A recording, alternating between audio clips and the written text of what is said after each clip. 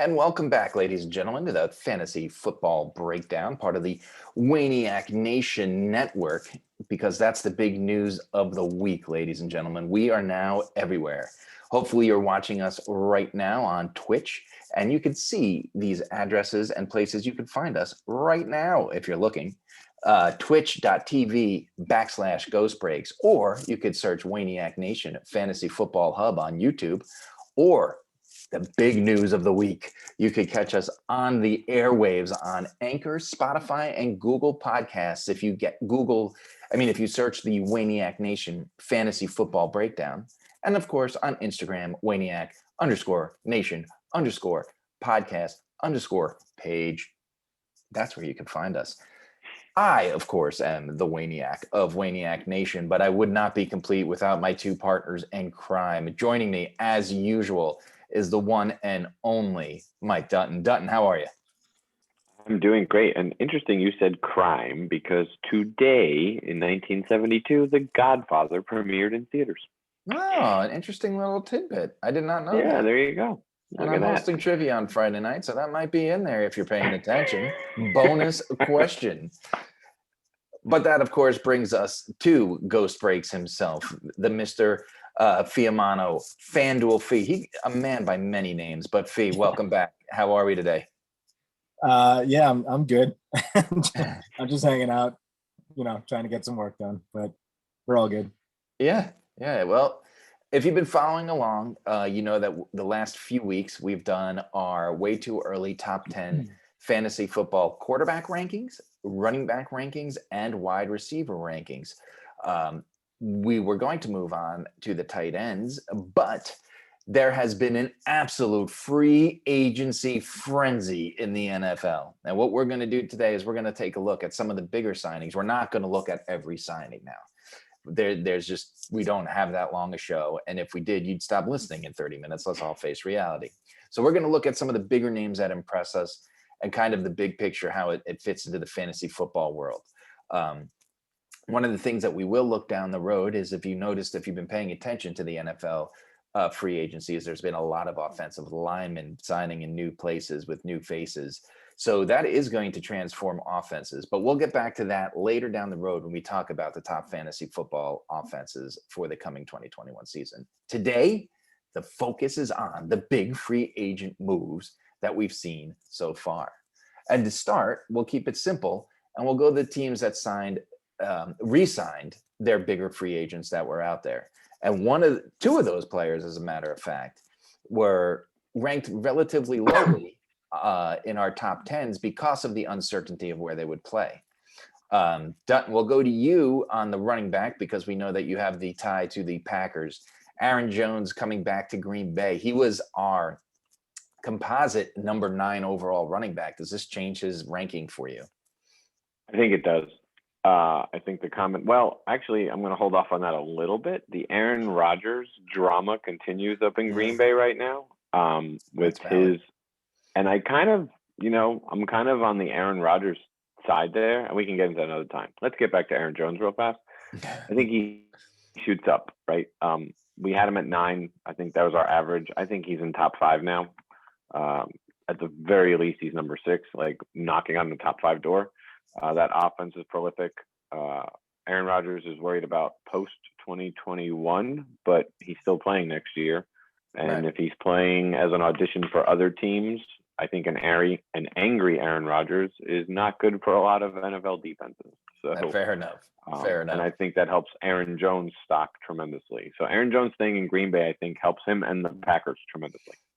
Another guy was one of our quarterbacks that was ranked very low, but is very good, and was on his way to arguably being the number 1 quarterback. And Fee, I remember you expressed concerns on the quarterback show that we did that Dak didn't have a contract. Well, Dak has a contract. What do you see for him now?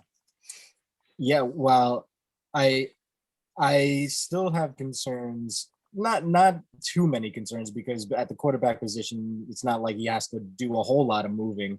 Whereas like a receiver or running back coming back off an ACL injury usually takes a full year worth of game time to get back to normal. And I don't think that's going to hinder Dak as much as it would a position player.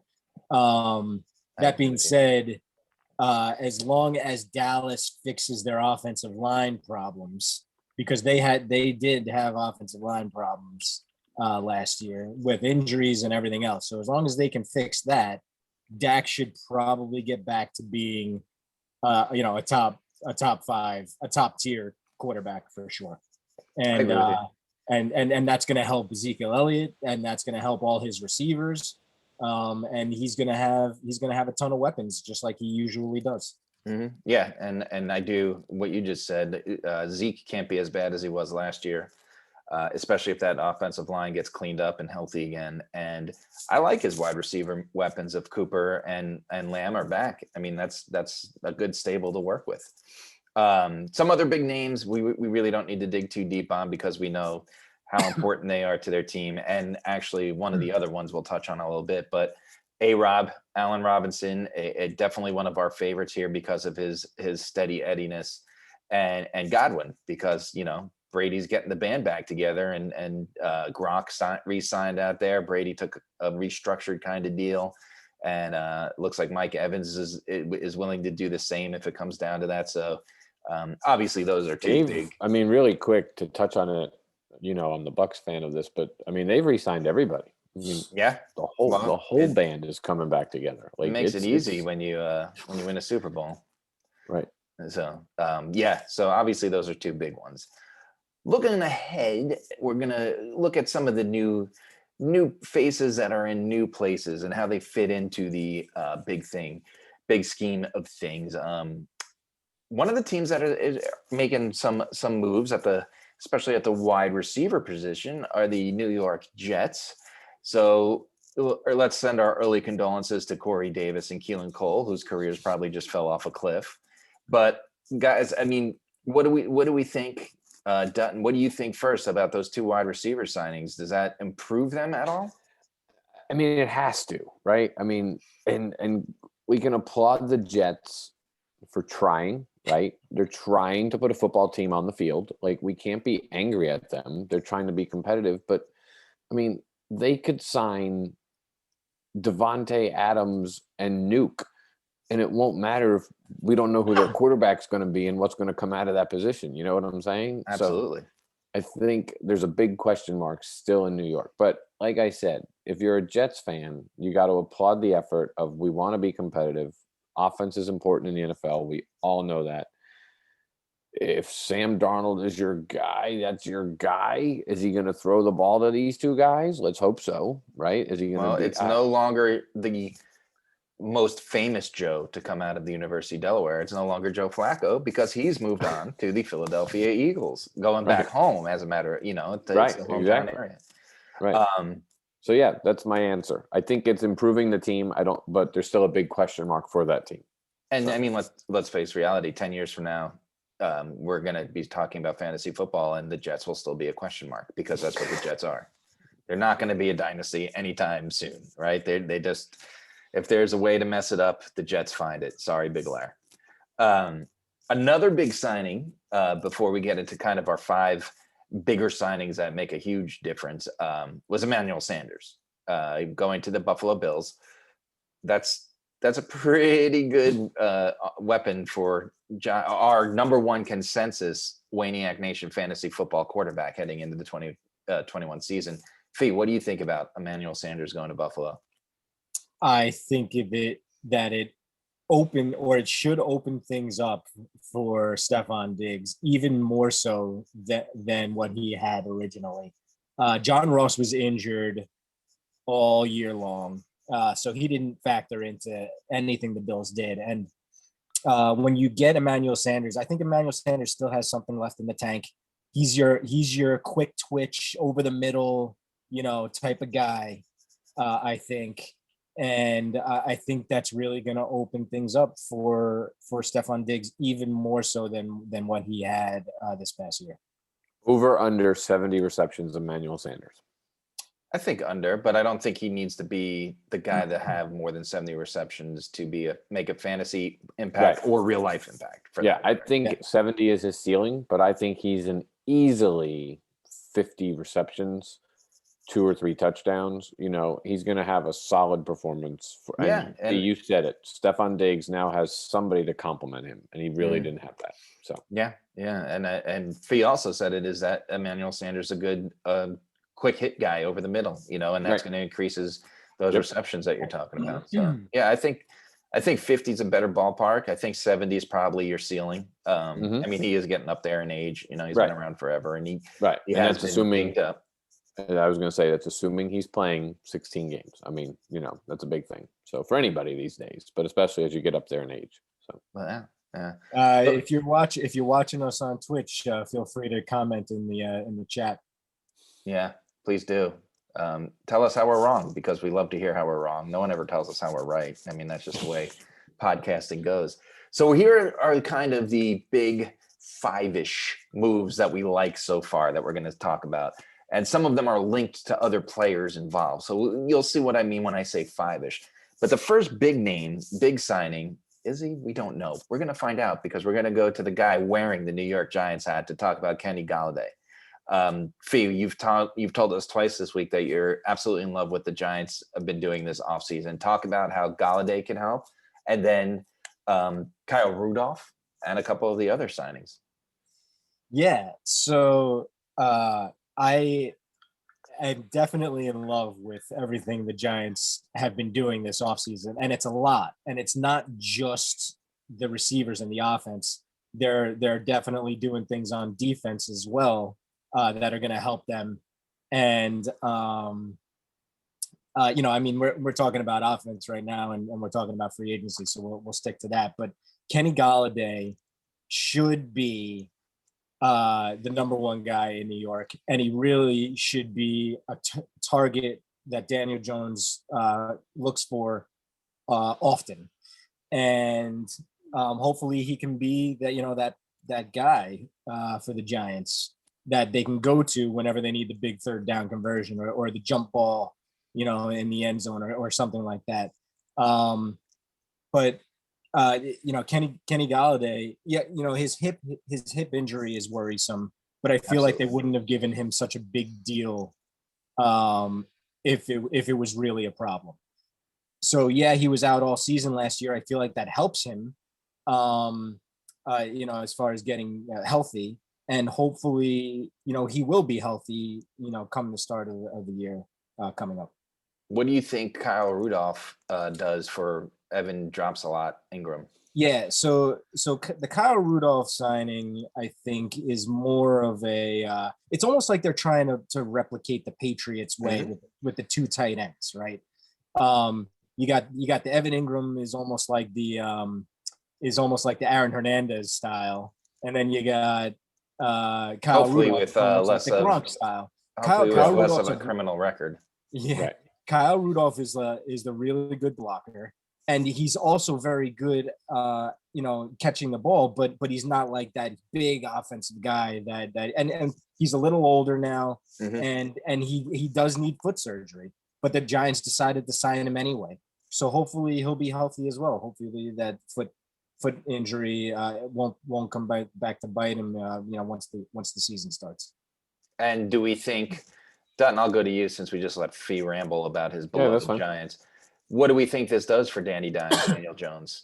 So that's what I was about to say. Like, everything that Fee said, he's spot on, and we know how excited he is. He's been telling us all week, right? But at the same time, we kind of poked fun at the Jets for what they were doing, but kudos to the Giants for saying, look, Daniel Jones is our quarterback. We're going to get guys to support him to make him our quarterback. Fee, you said it. Kyle Rudolph's a blocking tight end. Hello, who's coming back to the Giants next year? Yeah, one of the pretty good running back.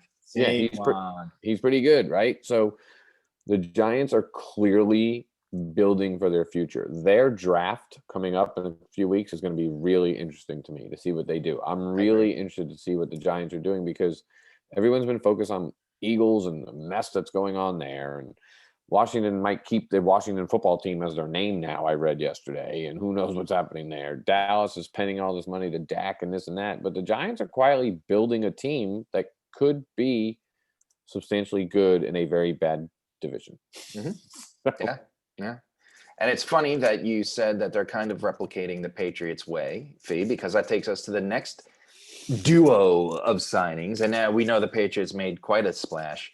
And actually, the AFC, I mean, we've already talked about two other AFC East teams in Emmanuel Sanders and the Jets wide receivers. And now we're bringing up Hunter Henry and Jonnu Smith, who are the latest Patriots tight end duo.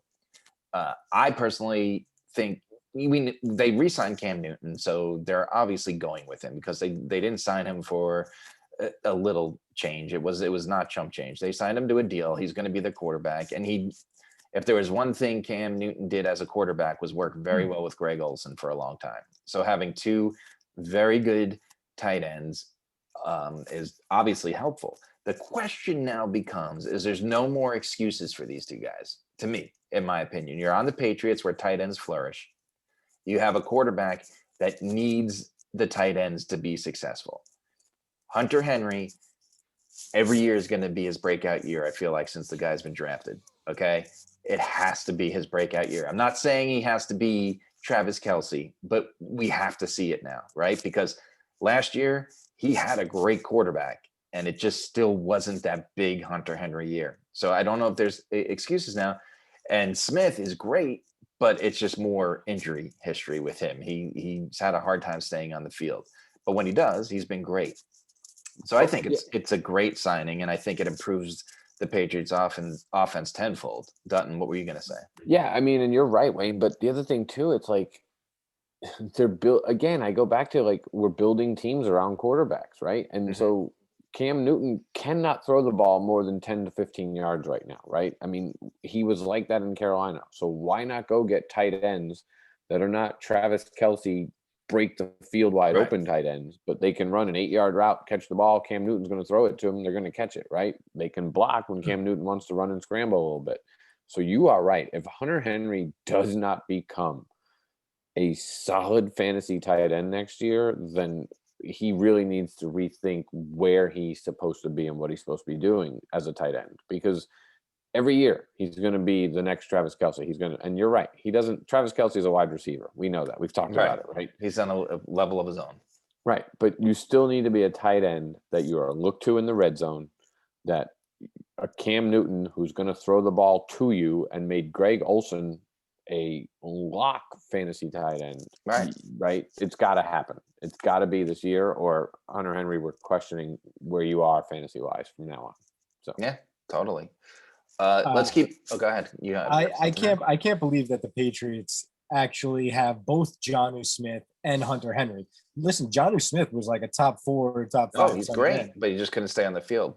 Right, and Hunter Henry obviously he added his problems last year, but getting both of those guys, yes, it's a problem that Cam Newton's the one that's throwing the ball, but yeah, I mean, I don't know. But you're building a team. Exactly, right? Like Dutton said, you're giving Cam Newton the weapons that it doesn't matter. He doesn't need a stretch the field wide receiver because he's not going to reach him.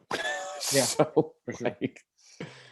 Moving on, a guy that I definitely love, but is definitely a former shell of himself. Let's talk about AJ Green going to the Cardinals. Okay. They have a ton of weapons now.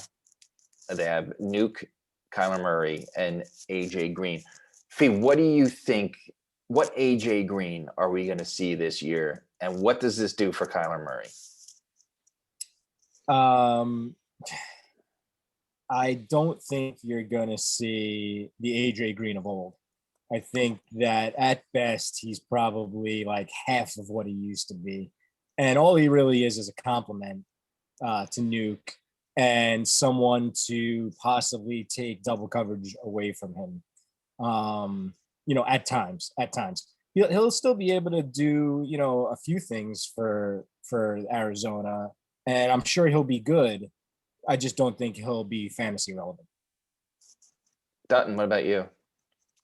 It's funny to me because I'm watching it because he's one of my favorite players, fantasy-wise and non-fantasy-wise. I think he's a great guy. Larry Fitzgerald has still not decided what he's doing next year. And the AJ Green signing, I'm almost like, so Larry's going to step down and we're going to slide AJ Green into that spot, like of the aging, solid wide receiver who's going to be good for your team. You know, you never hear about AJ Green being a bad teammate. You know, like comes into a young team, helps Kyler Murray's progression as a quarterback, good mentor to the wide receiver. You know, Nuke's going to run the room, but AJ Green, he's that wise elder statesman kind of guy that if Larry Fitzgerald leaves, he slides right into that spot, and I think it's a good spot for him. And if Larry Fitzgerald doesn't leave, they are loaded. Loaded. You got Christian Kirk to just run up the middle and just catch that 150-yard catch he does every game. Right. I mean, they're loaded. And Larry Fitzgerald becomes a guy that only has to catch 25. I mean, he won't be fantasy relevant, but Nope. he catches 25 catches for a year and is real life relevant to the Cardinals, you know? Right. And it's that mentor and help Yeah. that team. Like, you know, I mean, Larry Fitzgerald will go down as one of the greatest team players of all time. And wide receivers. I mean, he was phenomenal. Right. But I do think I think Green, if he gets healthy, he's got a lot left in the tank. I do agree with you, Fee, that it is not going to be the AJ Green that we know. But I think he has 1,000-yard season in him if he could stay healthy. I do. But Well, on that team for sure, because that team, the way they play. Well, I already had Kyler Murray as my number 2 fantasy quarterback coming into 2021. So I think this only solidifies that. So I think it's a great signing. And it's a low risk, low reward signing. You know, if he doesn't do anything, you still have weapons. If he does something, forget it. You have the best offense in the NFC West. Right. That's a good point. What'd you say? Can you hear him? No. We lost his audio. We lost Fiamano's audio. Please bear with us for a moment. Please stand by. Pretend you're at Disney. This is where they come on. We can hear you now. Welcome back to the show, Fiamano. He's back. Commercial break. What were you gonna say? No, nothing. I was just making sure that you could hear me because it seems that people on Twitch cannot. But I don't know. We just more audio problems. I'll have to figure it out another time. We could hear you. We could hear you loud and clear here. So make sure you tune in to one of the podcasts on Anchor, Spotify, or Google Podcast later tomorrow, as a matter of fact. Moving down to the next signing, we are looking at free agents for the 2021 season, new faces and new places that will make an impact. And I love the next signing, okay, because I love Fitzmagic. I think Ryan Fitzpatrick going to the football team. The dude's got weapons galore, right? They got what's his name, Samuel from the Panthers, who is he doesn't need to be the number 1. I don't know if the Panthers ever knew what to do with Samuel, and now he could kind of just be the guy he is in Washington because you got Fee's guy McLaurin on the other side, who's clear cut number 1, and then you got great weapons in the backfield. And you know how I feel about Logan Thomas at tight end. Fitzmagic is a guy that needs a team around him to be successful. He needs the weapons, right? He's not going to take a team of nobodies to this isn't the Washington Sentinels in what's that movie, The Replacements, right? He needs the weapons there, and they got weapons galore, and he could still play football. And I think this is a great spot for him. And I think he's in a 12-team league. I think he's a fantasy football weekly starter next year. Anyone? Fee, you want to jump in? Yeah, no, I would agree with that. I think that he's going to do great things for Washington because he does what Ryan Fitzmagic does. Right. And, you know, he throws the ball well, accurately, deep down the field, and he puts up points for your team. And, you know, he's going to have, you know, his fair share of issues, you know, on occasional weeks. But, like, I think he really does good things for that offense, and it's only going to help Terry McLaurin and Logan Thomas. Yeah. And now you're looking, the Cowboys get healthy, the Giants have a good draft, and the Washington football team's offense, which the defense, Fanduel Fee, raved about on a weekly basis last year. All of a sudden, the NFC East is back to being relevant again. Absolutely. And I still won't mention the Eagles. Sorry, all you Eagles fans out there, because they are a long way from being anything I care about. But those 3 teams could be really good next year. Dunton, what are your thoughts? Yeah, and like it's just funny to me. Like Curtis Samuel was with Ron Rivera down here in Carolina, and Ron Rivera couldn't do anything with him because of what I was talking about not long ago. Cam Newton was the quarterback, Right, so he right. couldn't stretch the field. Now he's got Fitzpatrick to stretch the field. You know, he is up there in age, but Fee, you said it. He's accurate. He's got a strong arm. He can run an offense, and if you're a young receiver on the Washington football team, how are you not excited to play with Fitzmagic? Right. He Right? just brings 'Cause that energy. exactly. He And I think played at Ron Riv Harvard too. I don't know if any of you know that, but if you listen to a broadcast, you'll hear it about 75 times that he played at Harvard. he did. But I think, I think Rivera's excited to open up and play with his new, quarterback. And I think, like you said, I think all of a sudden the NFC East is a relevant division again. Like Mhm. it's I there's still gonna be think a some couple things need to happen for us to say that. We need to see the Cowboys right. healthy. That's We true. need to see the Right. Giants draft. But these are all teams, these three teams we just mentioned, they're taking They're steps in the trending. right direction. Right. Right. Absolutely. They are trending in a positive direction. Correct. I agree. And that brings us to the last guy we're going to look at in detail. And this is a former Houston Texan going to pretty much what has become the Houston Texans East over the past few years, the Miami Dolphins. Dutton, what do you think this does for Fuller as a Well, guy that completely let you down and trashed your playoff hopes last he year? did. Yeah, well, because of his bad decisions, right. Um, I mean, so the Dolphins are going to have Tua as their quarterback, right? There was talk that it could have been Deshaun Watson, but we don't think that's happening anymore. Um, I mean, Will Fuller there doesn't hurt them. I mean, I think Mike Gesicki can help now and even get better, right? We always wanted him to be good last year, and that never really happened. But now with a solid wide receiver, I think it opens up the offense for him. So I think it only helps. I mean, but Will Fuller has always been, will he play a full season, right? So if we're Yep. going back to fantasy again, right? That's the basis of our show here. There's always that question mark with, now it's not just injury, but is he going to pass his drug test? Because Right. And I could tell you as a Texans fan, I don't hate Will Fuller by any means, but I wasn't thrilled with the draft pick. And he pretty much showed why, right? He was going to be a guy that got you really excited, but couldn't deliver on a weekly basis. And the Dolphins, I assume they envision him as their number one. And that's right. what we saw last year is that he could handle it. But again, we weren't given the opportunity to see if he could handle it all year because of a Right. at least it was a bad decision this time. Right. And he didn't trip over the 50-yard line and miss 6 weeks of football.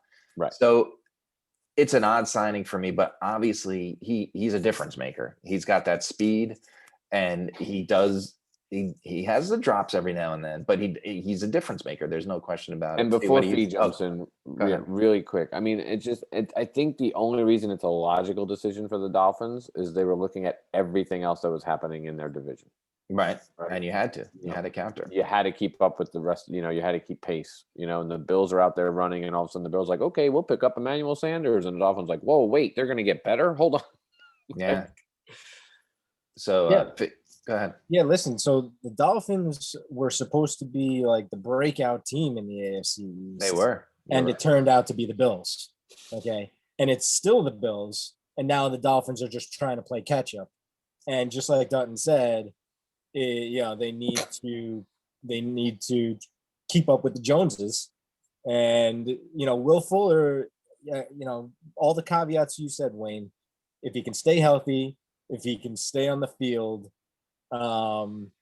he's a solid wide receiver one for Tua and the Dolphins, and he can really help that offense. It's just a matter of whether or not he stays on the field. Yeah. Let's look at a couple players that make you go, Andy Dalton not only went to the Bears, it appears with Mitch Trubisky going to the Bills that he's the starter for the Chicago Bears. What do we think about that move by the Chicago Bears, Dutton? I think it's a great move by the Buffalo Bills to pick up Mitch Trubisky. I really do. Like, talk about hey, you're telling us there's a starting quarterback out there that we can sign as our backup? Sure, we'll take it. Andy Dalton to the Bears, yeah. It's a big question. I mean, if you're Allen Robinson, are you just like, what are you doing to me? Like, what's going Yeah. on? Like, But I was all Allen excited. Robinson's good with anybody. That's why Yeah. I don't know how this moves Hurts or helps Well, the Bears fantasy players listen, fantasy wise. I can't don't- figure it out. Yeah, Dalton isn't terrible. He's No, not no. a terrible quarterback. He was okay starting for the Okay, Cowboys. he's okay. And he'll be able to get Allen Robinson. He'll be able to get Allen Robinson the ball, I think. Yeah, he should be. Just as good as Trubisky, I think. Yeah, Maybe yeah, better. exactly. He's a little bit more Maybe- accurate. Right. He's a right. yeah. Very, he's a little very bit more fair accurate. point.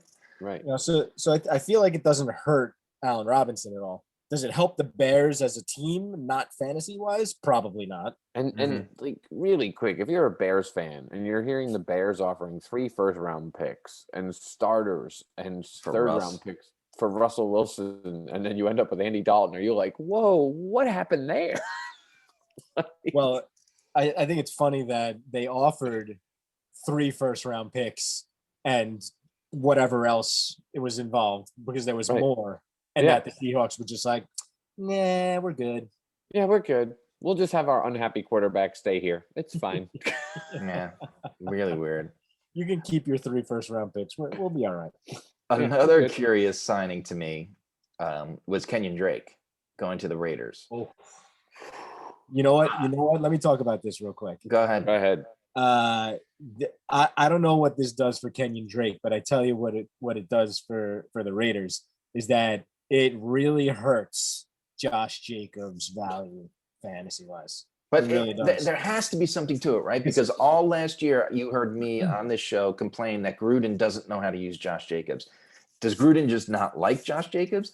Does Yeah, Josh maybe. Jacobs just not good? Is there something we're not seeing? Because the guy scores touchdowns, Josh Jacobs, and he's fast and he can catch and he hits the hole pretty well, right? He's not a Trent Richardson that just runs into piles of people. The guy could hit a hole pretty good. What is it? Why would they go out and get a Kenyon Drake when you have a young Josh Jacobs, who I believe it may be Aaron Jones, but it's one of those two, has the most rushing touchdowns over the last 2 years. So It makes no sense to me. Wayne, the only thing I can compare it to is when he came to Tampa and he ran Warwick Dunn, let him leave, which was a huge to let Warwick Dunn leave Tampa. A lot of fans were upset about that. And Cadillac Williams comes in, and Cadillac Williams runs us to a Super Bowl. So, I mean, like you said, maybe him and Josh Jacobs don't get along, and maybe Then get rid of Jacobs because that guy's too Right. good to be a backup Right. quarterback. or Well- running back. Well- Yeah, running back. Sorry. But yeah, but So- like Kenyon Drake coming there, there's something going on. And if you're Kenyon Drake, really quick, Fee, if you're Kenyon Drake and you watched what happened to Josh Jacobs last year, are you like, look, you're paying me a lot of money, but am I going to touch the ball? Like, Yeah. Do you know how much they're paying Kenyon Drake? I'm going to look it up for you while you talk. Okay, about it. because here's what I think is happening. I think Josh Jacobs is still their starting running back. I think they brought Yeah. Kenyon Drake in to be his backup. I would And think by that Josh backup, I Jacobs- mean split. By backup, I mean split carries. Really, it's not just like Kenyon Drake is just going to be like once every 3 series or something like that. I think they actually are maybe trying to take mileage off of Josh Jacobs. I don't think Josh Jacobs is a really good running back. And if the Raiders don't see that, or if John Gruden doesn't see that, then they got bigger problems. Mm-hmm. Then they do. They have bigger I think- problems. Oh, yeah, That team for should have sure. been good last year, and they Yeah, were I not think- good. Absolutely. I think Kenyon Drake is being brought in there to be a backup. I think it seriously hurts his fantasy value if he had any at all. And the only thing it really does is brings Josh Jacobs' value down. So Yeah, does I this mean, make? they- Go ahead. 2 years, $11 million to back Yeah, up. that's Josh that's Jacobs. backup money. Yeah, I It mean, is. it's his backup. Right. So does this make Chase Edmonds a big? Does this jump him up the running back rankings? It has to.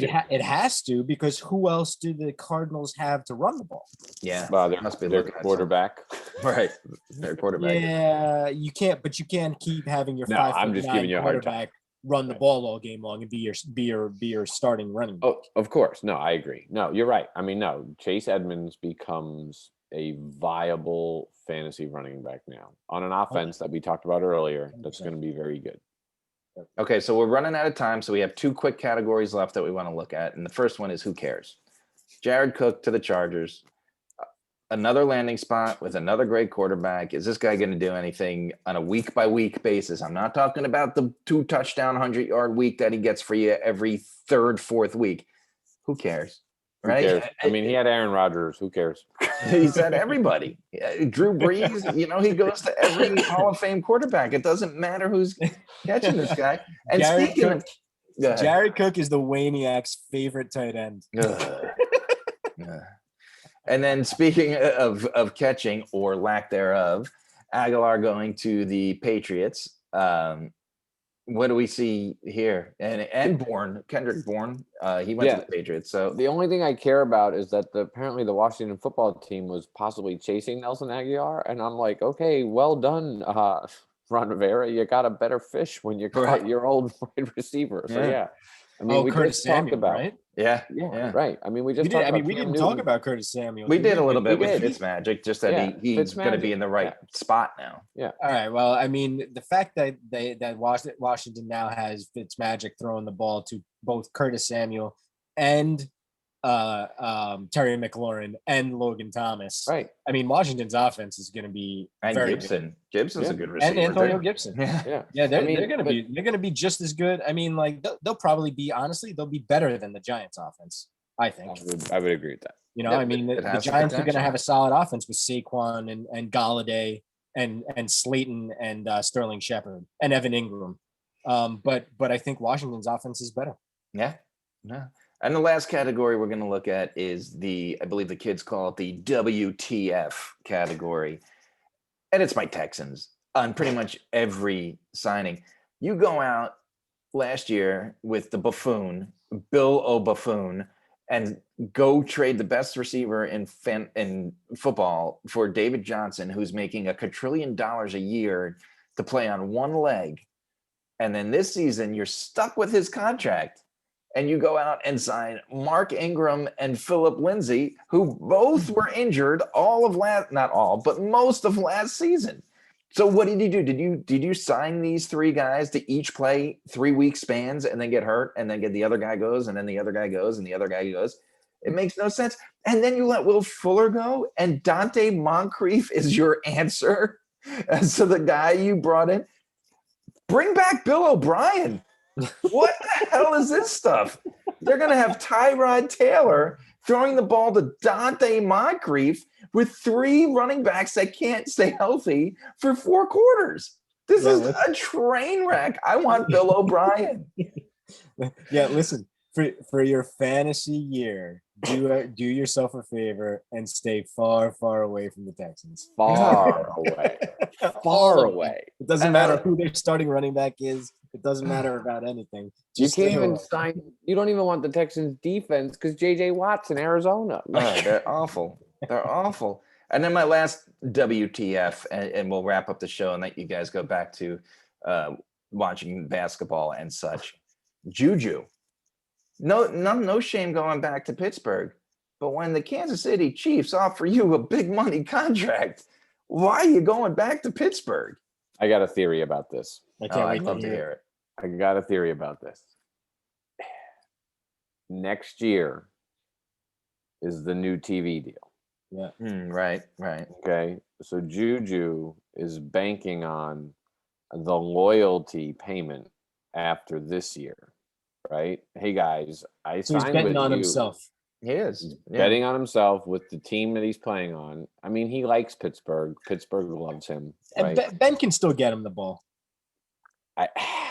I'm with Wayne. If you have a chance to go play with Mahomes over Roethlisberger now, I'm picking Mahomes. Like no. I completely agree. What was the deal that the Chiefs offered him?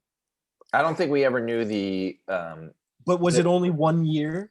Well, I'll look it up while you guys discuss. I don't know if they ever released the actual figures, but we do know that Juju, as you said, took a hometown discount to go back to the Steelers. Because here's the thing, right? There's a lot of weapons in Kansas City, and yes, you probably if I were him, I would absolutely have gone there.